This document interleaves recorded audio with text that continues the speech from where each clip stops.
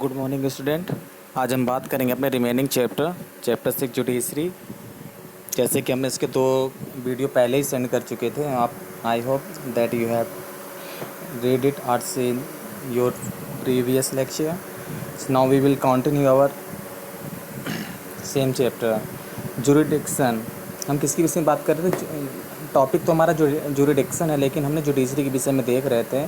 और हमने अपने पहले दूसरे चैप्टर में भी जुडिशरी यानी कि चैप्टर हम कह रहे हैं, यानी कि पहले चैप्टर में तो जुडिशरी के विषय में बात कर ही चुके थे। आर्टिकल नंबर 32 यानी कि जो हमारा सेक्स राइट था। सेकेंड में भी हमने बात की थी, काफ़ी कुछ हमने बात की थी। अब इसके बाद हम चैप्टर 6 को देख रहे हैं जो जुरिडिक्शन है। जुरिडिक्शन में इसके पहले जो लेक्चर मैंने बनाया था उसमें भी जुरिडिक्शन के विषय में बात की थी। जो जुडिशरी क्यों से इन्हीं पे डिपेंड होगा पूरी तरह से।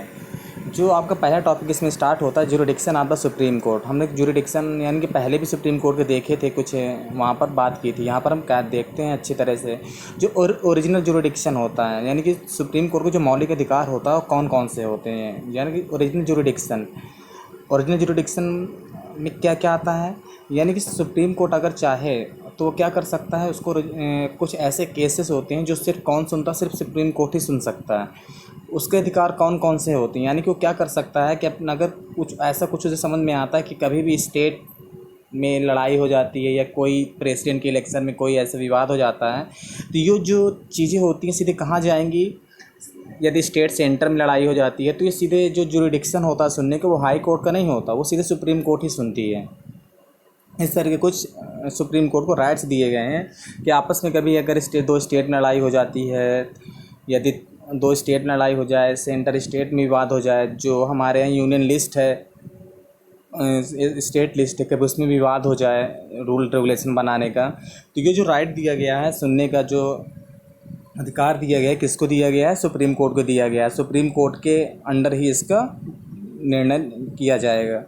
अब इसमें जो हमारा सेकेंड टॉपिक को क्या है, रिट है। तो रिट क्या होती है, जैसे कि आपने मैंने सेकेंड चैप्टर फंडामेंटल राइट में आप लोगों को बताया था रिट के विषय में। रिट क्या होती है, जो आर्टिकल नंबर 32 है आपका, उसमें क्या है 5 प्रकार के रिट का डिस्क्रिप्शन किया गया है। उन्हीं रिट की बात यहाँ पर की गई है।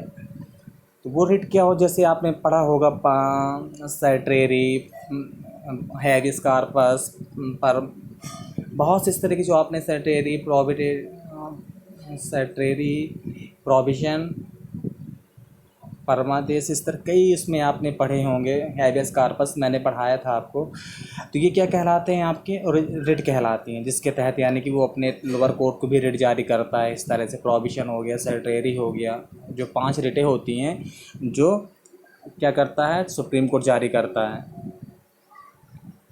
फिर अपील जो हमारा थर्ड स्टार्ट होता है वो क्या है, अपीलेट से रिलेटेड होता है। अपीलेट क्या है, यानी कि अपील करने से है। अपील करना मतलब कौन अपील कर सकता है, जैसे कि आप जानते हैं कि आर्टिकल नंबर 32 यानी कि with the help of the article number 32 a person can go to the high supreme court.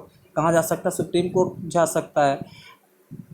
If a person want to go to the high court so he take the help of the article number 226। वो किसके तहत सब high court जा सकता है, 226 के तहत कहाँ जा सकता है, हाई कोर्ट जा सकता है अपील करने के लिए। पहले बताया जा चुका है आपको।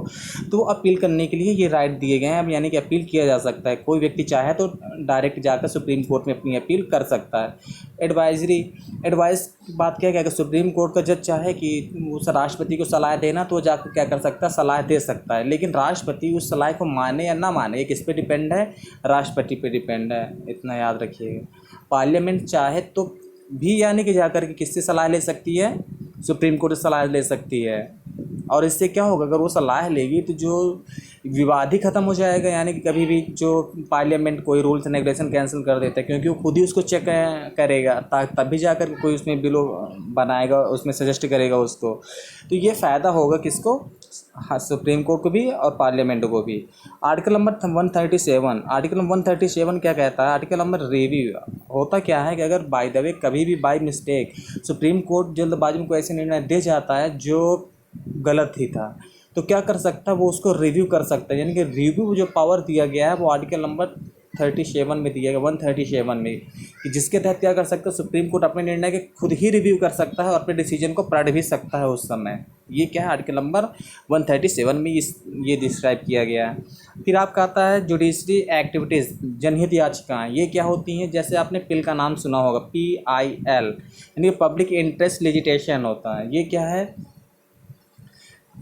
1979 से पहले होता क्या था हमारे देश में कि अगर किसी व्यक्ति को अपील करना है तो क्या होता था, उसी व्यक्ति को कोर्ट में जाना पड़ता था, यानी कि वही उसकी अपील कर सकता था, यानी खुद ही अपील वही व्यक्ति कर सकता था, जिससे प्रॉब्लम होती थी, कोई दूसरा व्यक्ति नहीं जा सकता था हाई कोर्ट और सुप्रीम कोर्ट। तो जब 1979 के बाद से ये क्या कर दिया गया, ये व्यवस्था कर दी गई कि अब कोई भी व्यक्ति, ज़रूरी नहीं कि जो सफ़रर है वही जाएगा वहाँ पर अपील करने के लिए, उसके बिहाफ में कोई भी व्यक्ति कहाँ जा सकता है, हाई कोर्ट या सुप्रीम कोर्ट जा सकता है और अपनी रिट को वहाँ पर दायर कर सकता है, उस पर सुनवाई की जा सकती है।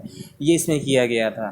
फिर सोशल इंटरेस्ट लिजिटेशन, ये क्या है, तो सोशल इंटरेस्ट मतलब क्या आता है, इसमें एक सोसाइटी के विषय में ध्यान दी जाती है और जो भी निर्णय दिया जाता है सोसाइटी के पर्सपेक्ट पे दिया जाता है और उस पर ध्यान रख करके रूल रेगुलेशन उस पर दिए जाते हैं। ये हमारा रहा चैप्टर 6।